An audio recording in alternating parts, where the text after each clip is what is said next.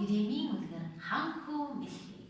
Эртээ уулзсаад нэгэн хаан үзэсгэлэнтэй сайхан охинтой ингэн хаан аав гүнжтэй хязгааргүй хайртай гинэ.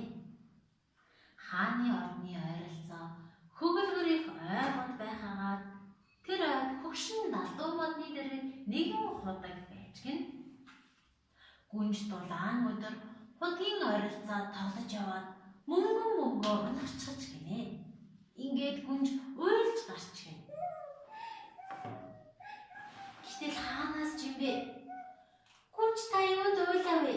Чулуу хүртэл уйран уйлж байна шүү чи гэхин тэр. Би мөнгөө худаг танаас чалаа. Надад аваад өгөөч.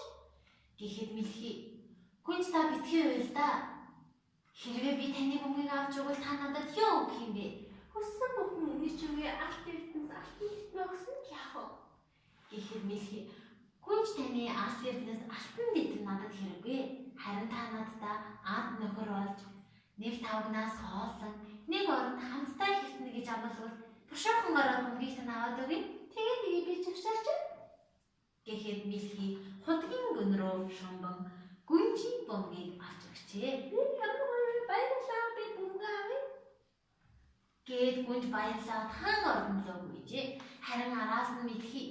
Гүнжи намайг хүлээгээч дээ. Би тань шиг хурдан гүйж чадахгүй. Гэсээр гацарчээ. Маргааш хаан аав гүнжийнхэн хамт хооллож байлаа. Гэтэл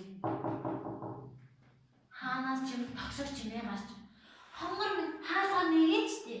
Өчигдөрхөн юу гэж амласнаа санаач гэхин тэр энэ чамдаа юу болоод байна?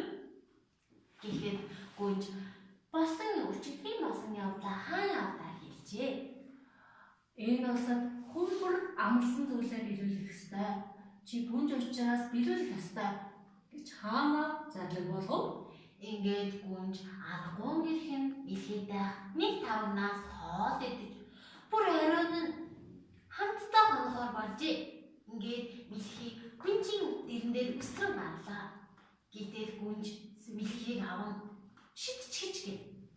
Гүт мэлхий унахдаа татгасхийн унаа маш өрөвдөлтөв. Үүнийг харсан гүнж өрөвдөн түүнийг үнсэн уучлаарай мэлхий гэж хэлв. Ингэтэл юу болж хойсон гэж санаа. Мэлхий муухай ногоон ирснийхэн оронд сайхан урт гар бол ургаж үзэсгэлэнтэй сайхан ханхуу гараад ирвээ. Ингээд гүнжийн хашаарах чимээнээр хаан аав хурж ирэв. Энд юу болоод байна? Гэхэд ханхуу за та бүгд битгий сандарцгаа. Би урдын байрандаа усан ханхуу байна. Хорон санаатхан намайг мэлхий болгон хуургасан. Харин одоо би урдынхаа хэмэнд орсон байна. Энэ гайхамшигтай зүйлийг гүнж та хийж өглөө гэж хэлээд ханхуу хаан ааваас гүнжтэй суугыг гуйжээ. Хаан аав баярлана. Тэгэлгүй яах вэ? Би зөвшөөрч байна гэж хэлв.